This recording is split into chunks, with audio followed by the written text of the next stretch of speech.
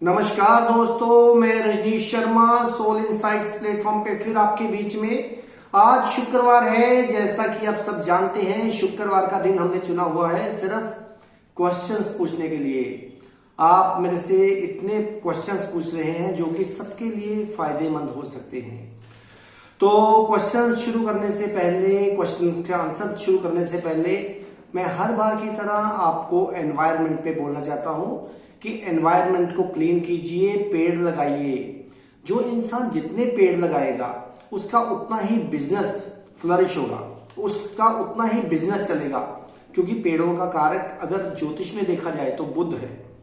तो जितना आप बुध को स्ट्रॉन्ग करेंगे उतनी आपकी बहनें, बेटियां सब खुश रहेंगी और आपका कारोबार बहुत बढ़िया रहेगा। तो आपको पेड़ लगाने चाहिए। जो लोग पेड़ काटते हैं उनके खानदान में ना बेटियां खुश रहती हैं, ना उनकी बहनें खुश रहती हैं, ना उनका कारोबार ही चल पड़ता है। तो इसलिए पेड़ को लगाइए और पानी को बचाइए, ताकि हमें आने वाले समय में 25-25 रुपए की पानी की 1 लीटर की बोतल ना खरीदनी पड़े। बोतल नहीं खरीदनी है, हमें अपने पानी को साफ करना है। हम उस देश के वासी हैं जिस देश में गंगा बहती है। तो इसलिए पानी को साफ कीजिए, पानी की वैल्यू को समझिए, पानी को बिल्कुल वेस्ट मत कीजिए। तो चलिए शुरुआत करते हैं पहले प्रश्न से, जो एक मित्र ने पूछा है कि जपजी साहब में श्री गुरु नानक देव जी ने बोला था, नानक भगता सदा विकास सुनिए दुख पाप का नाश। ये सुनना असल में है क्या? ये श्रवण क्या है? श्रवण की या सुनने की क्या महत्ता है?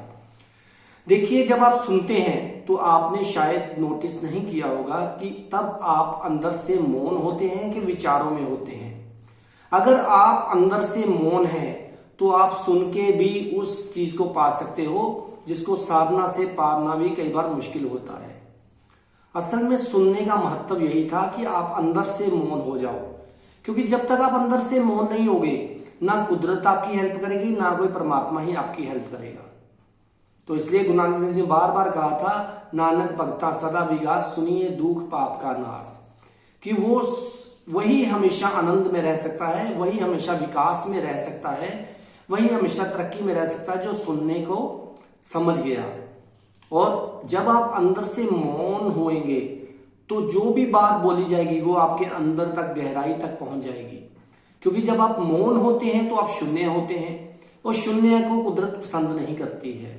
जहां भी जगह खाली होती है कुदरत उसको उसी समय भर देती है। तो इसलिए सुन के ही पार होना है, सुन के ही पार हुआ जा सकता है।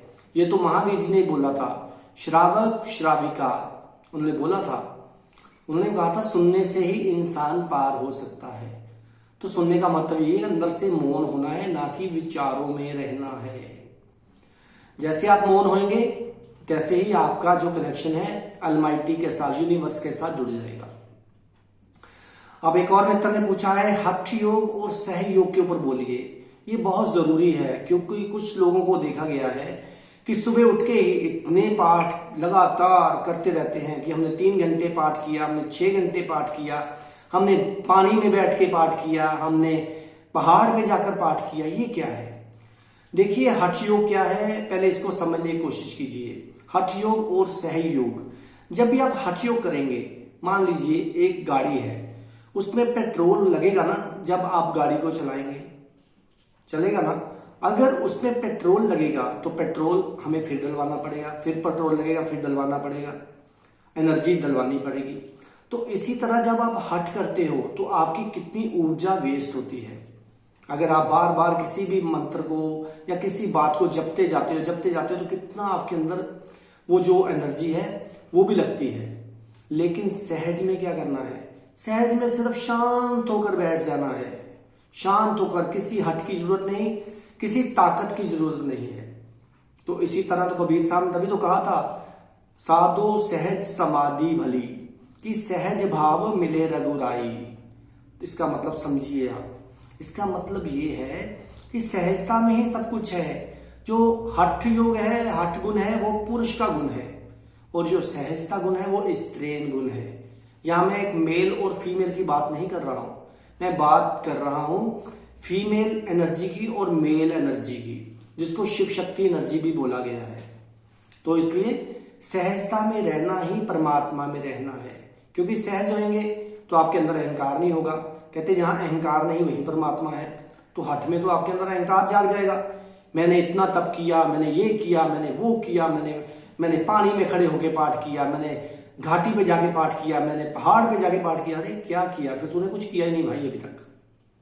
तो इसलिए हठ को त्यागिए, सहजता को अपनाइए, सहजता में ही सब कुछ है। अब एक और मित्र ने पूछा है कि जन्मों जन्मों के पाप से कैसे निजात पाई जा सकती है और पाप की डेफिनेशन क्या है। अब देखिए, एक आपके सामने पेड़ लगा हुआ है, अगर आप पेड़ के पत्ते काटोगे तो पेड़ कभी भी खत्म नहीं होगा, पेड़ मरेगा नहीं। हाँ, अगर आप उसके जड़ों को काट देंगे तो पेड़ विद इन मिनट्स, थोड़े ही मिनटों के बाद सूख जाएगा। इसका मतलब क्या हुआ कि जन्मों जन्मों के जो पाप हैं वो आप एक चुटकी में खत्म कर सकते हो, एक सहजता में जाके और चुटकी में खत्म कर सकते हो। क्योंकि जब भी हम विचारों के साथ एक होते हैं, मान लीजिए कोई गाड़ी निकली, आपके मन में जागा, अरे ये गाड़ी तो मेरे पास होनी चाहिए थी, मेरे पास तो 5 लाख की गाड़ी है, मेरे पास भी 50 लाख की गाड़ी होनी चाहिए। फिर आपके अंदर विचार जागेगा, विचार जो है वो उस पाप को पैदा करेगा कि 50 लाख इकट्ठा कैसे करना है। उस इकट्ठे करने के लिए आपको कितना कुछ करना पड़ेगा, कितनों को धोखा देना पड़ेगा, कितनों के पैसे हड़पने पड़ेंगे, कितना कुछ करना पड़ेगा। तो वो है पाप। विचारों के साथ एक होना ही पाप है। अपने विचारों को मौन में ले जाके रहना, वो आप निष्पापी हो जाते हो। तब आपके पाप विद इन सेकेंड कट जाते हैं। मान लीजिए आप 1000 साल हो गए आपको सूरज की तरफ मुंह करके चलते हुए, लेकिन सूरज की तरफ पीठ करते हुए, लेकिन सूरज की तरफ मुंह करना हो तो 1 सेकंड लगता है, सिर्फ घूमना है। यही पाप और पुण्य की बात है। पाप 1 सेकंड में खत्म हो सकते हैं। हमें क्या करना है, पेड़ की जड़ काटनी है। जड़ क्या है, तुम्हारा कर्ता भाव। जब तक तुम मैं करोगे कि मैंने ये किया, मैंने वो किया, तब तक आप पाप में ही हो। तो याद रखो, अपने अंदर किसी विचार को मत पनपने दो और ना ही उसके साथ उलझो। जैसे ही आप पाप के साथ उलझते हो तो आप क्या करता है, आपके अंदर विचारों की भीड़ लग जाती है और आप हमेशा कोई ना कोई गलती, कोई ना कोई नेगेटिविटी क्रिएट करते रहते हो। तो इसलिए कर्ता भाव में बिल्कुल नहीं रहना है। अंदर विचार है तो विचारों को देखना है, भगाना नहीं है। देखते देखते देखते एक दिन वो बिल्कुल ही खत्म हो जाएंगे। तो ये है पाप और पुण्य की डेफिनेशन। अब एक और मित्र ने पूछा है, ज्योतिष से रिलेटेड सवाल है कि अगर किसी के पास जन्म तारीख नहीं है, किसी के पास टाइम नहीं है, तो उसको हम कैसे बताएं उसकी कुंडली के बारे में या उसके भविष्य के बारे में। देखिए, जिसके पास जन्म कुंडली नहीं है उसके पास, हमारे पास बहुत सी टेक्निक्स हैं कि आप फैमिली में, चाहे वो आपकी बुआ की बेटी हो, चाहे कोई दूर का रिश्तेदार भी हो, उसकी कुंडली ले हो, हम उसकी कुंडली से ही आपके बारे में बता सकते हैं कि पीछे क्या हुआ। पास्ट इसलिए बताते हैं ताकि टैली हो जाए कि हम जो बोलने वाले हैं वो सही बोलने वाले हैं। बाकी जब आप आते हैं उस टाइम के अकॉर्डिंगली भी काफी कुछ पता चल जाता है कि इंसान के मन में क्या है, इसका फ्यूचर क्या है, इसके साथ क्या होने वाला है। तो इसलिए कोई इतना डिफिकल्ट नहीं है, आप किसी की भी पत्री के बिना भी आ जाइए तो आपको पता चल जाएगा। अब एक और मित्र ने पूछा है कि साहब आप कहते हो कि सुबह उठो 3 बजे। देखो, पहली बात तो ये है कि मैंने कभी आज तक नहीं बोला 3 बजे उठो, ना मैं ये कहता हूं ब्रह्म मुहूर्त में उठो। मैं कहता हूं जब भी आप शांति से उठ सकते हो तभी ब्रह्म मुहूर्त है। नंबर 2, साथ इन्होंने ये पूछा है कि मैं रोज सुबह अलार्म लगाता हूं 4 बजे का, लेकिन उठा नहीं जाता।